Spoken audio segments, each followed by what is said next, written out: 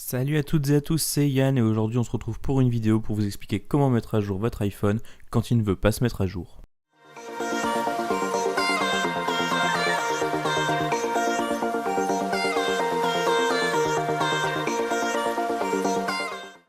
Avant d'entrer dans le vif du sujet, je pense que vous avez vu que la chaîne YouTube a changé de nom. C'est dû tout simplement au fait que lorsqu'on recherchait l'ancien nom dans la barre de recherche sur Google ou sur YouTube, on tombait sur plein de chaînes avec le même nom et qui ne traitent pas forcément des mêmes sujets. J'ai donc changé de nom parce qu'on va continuer à parler de tech, on va continuer à parler de tout ce qu'on faisait jusque là, mais par contre je vais aussi parler un petit peu de hardware informatique, donc c'est toute la partie matérielle de l'informatique parce que c'est quelque chose qui me passionne et j'ai envie de le partager avec vous.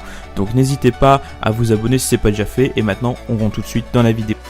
Après les nombreux commentaires sur la vidéo de l'iPhone 4S sous iOS 9, vous êtes beaucoup à me demander comment je peux mettre mon iPhone à jour parce que tout simplement il est bloqué sous iOS 7, iOS 8 et il ne veut pas se mettre à jour sur iOS 9 alors que pourtant vous le branchez sur votre PC. Tout ça je vais vous l'expliquer, vous allez voir c'est très simple et c'est dû à une politique d'Apple qui malheureusement nous sanctionne ici. Alors tout d'abord, pourquoi votre iPhone ne veut pas se mettre à jour? C'est simple, Apple en fait signe ses versions. Donc quand il signe la version, ça veut dire qu'il autorise la mise à jour dessus. Malheureusement, l'iPhone 4S étant très ancien, Apple ne signe plus la mise à jour sous iOS 9, mais rassurez-vous, c'est déjà le cas par exemple sur l'iPhone 7, iOS n'est plus signé par Apple sur la version précédente sur iOS 10 alors qu'on est sous iOS 11. Donc tout ça, maintenant, il va falloir contourner cette limitation et ça, je vais vous l'expliquer tout de suite. Alors dans un premier temps, il va falloir aller sur le site que je vais vous mettre en lien dans la description de la vidéo et télécharger manuellement la mise à jour d'iOS 9. Cette mise à jour, elle a été signée par Apple, donc il n'y a aucun problème. Vous allez recevoir un fichier brut que je vais vous inviter à mettre sur votre bureau pour pouvoir aller ensuite le mettre dans iTunes et pouvoir dire à l'iPhone, cette petite mise à jour, tu vas devoir te l'installer.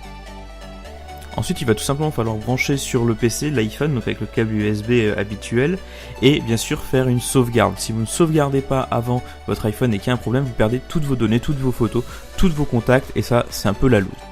Naturellement, moi je vous conseille d'utiliser les sauvegardes de contacts, etc. via iCloud, parce que tout simplement, vous allez pouvoir les retrouver par la suite assez facilement, alors que si vous faites une sauvegarde, ça va être un petit peu plus compliqué. Et maintenant c'est là que ça devient un petit peu plus sport. Une fois que la sauvegarde est effectuée, vous allez donc sur le menu où il y a l'iPhone sur iTunes et vous cliquez sur restaurer l'iPhone et en appuyant simultanément sur option et clic sur le bouton mettre à jour sur un Mac et sur Windows simplement majuscule en cliquant sur le bouton mise à jour. Et là vous allez devoir sélectionner le fichier IPSW iOS qu'on a téléchargé tout à l'heure qui se retrouve donc sur votre bureau. Une fois la mise à jour terminée donc vers iOS 9, ici j'ai pris iOS 9 en exemple, bien sûr ça marche avec toutes les versions d'iOS, vous allez arriver en fait sur le menu de démarrage de l'iPhone, donc vous allez devoir choisir la langue etc parce qu'il aurait été remis à 0. Vous faites bien sûr les étapes habituelles, donc en rentrant votre identifiant Apple et par la suite vous pouvez récupérer vos contacts si vous avez choisi iCloud. C'est aussi simple que ça et maintenant vous avez votre iPhone à jour sous la dernière version.